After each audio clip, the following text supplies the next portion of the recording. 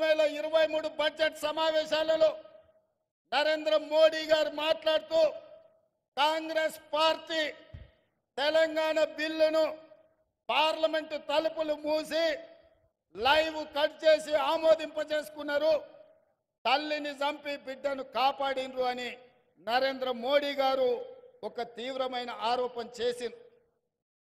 ఆ రోజు parliament Telangana bill వచ్చినప్పుడు సభలో గందరగోళం ఏర్పడి తెలంగాణ బిల్లు ఆమోదం కాదేమో అని ఆందోళన చెందుతుంటే సభ వాయిదా పడ్డప్పుడు ఆనాటి స్పీకర్ శ్రీమతి మీరా కుమారి గారికి జైపాల్ రెడ్డి గారు ఒక సూచన చేసిండ్రు.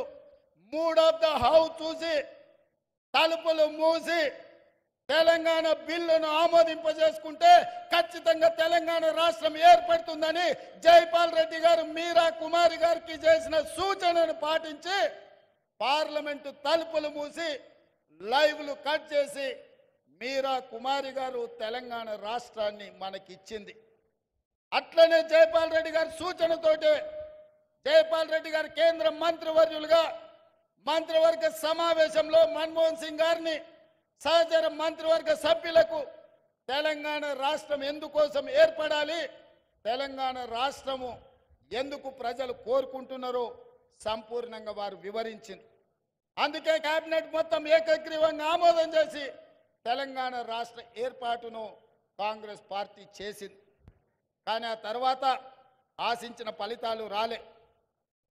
కల్వకుర్తి నియోజకవర్గ ప్రజలు జైపాల్ రెడ్డి గారి అభిమానులు కల్వకుర్తి ప్రాంతం నుంచి తెలంగాణ రాష్ట్రానికి ముఖ్యమంత్రి అయ్యే అవకాశం చేయి జారిపోయిందని బాధపడ్డారు.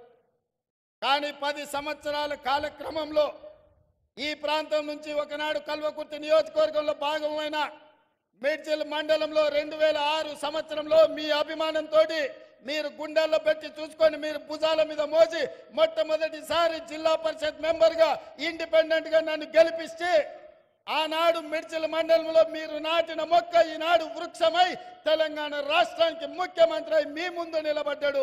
ఈ కల్వకుర్తి ప్రాంతం నుంచే మీ బిడ్డ ఈరోజు ఈ తెలంగాణ రాష్ట్రానికి ముఖ్యమంత్రి అయింది.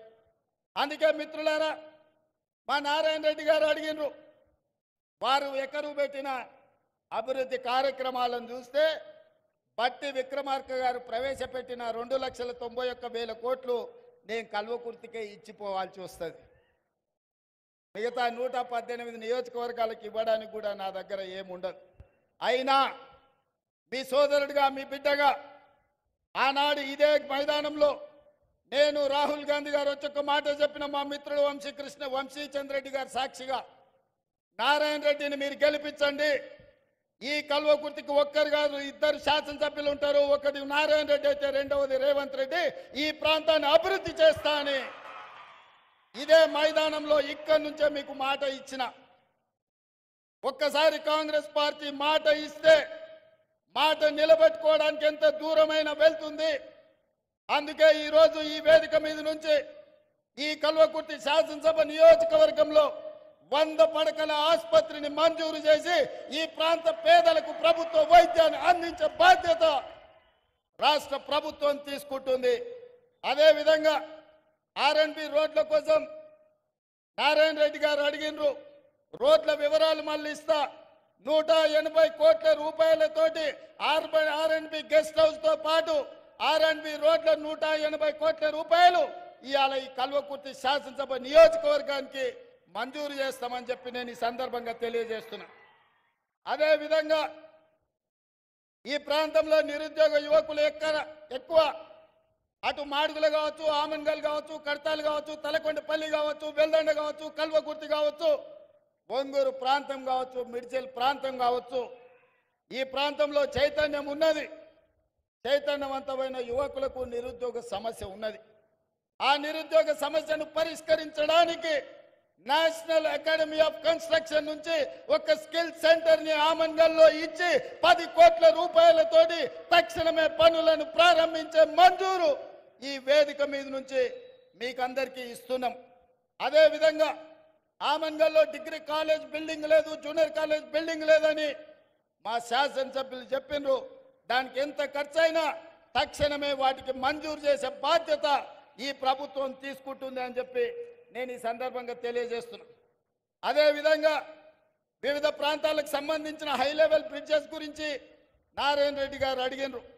కల్వకుర్తి శాసనసభ నియోజకవర్గంలో 5 హై లెవెల్ బ్రిడ్జిలు 15 కోట్ల రూపాయలతో మంజూరు చేసి మీ సమస్యల్ని పరిష్కరించే బాధ్యత ఈరోజు కాంగ్రెస్ పార్టీ తీసుకుంటుంది. అదేవిధంగా మాడుగుల మండలం జైపాల్ రెడ్డి గారి సొంత గ్రామం. అందుకే మాడుగుల మండలానికి మండల కేంద్రంలో అండర్ గ్రౌండ్ డ్రైనేజ్ మొత్తం మాడుగుల గ్రామంలో అండర్ గ్రౌండ్ డ్రైనేజ్ ఇచ్చే బాధ్యత కాంగ్రెస్ పార్టీ తీసుకుంటుంది, ఎన్ని నిధులైనా సరే.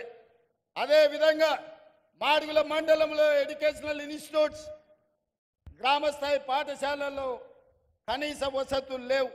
అందుకే మాడుగుల మండలంలో ఉన్న ప్రభుత్వ పాఠశాలలో కనీస వసతులను మెరుగుపరచడానికి ఒక్క మాడుగుల మండలానికి 10 కోట్ల రూపాయలను మంజూరు చేసి మాడుగుల్లో చదువుకునే పేదల పిల్లలకు ఖచ్చితంగా సహాయాన్ని అందించే బాధ్యత కాంగ్రెస్ పార్టీ తీసుకుంటుంది.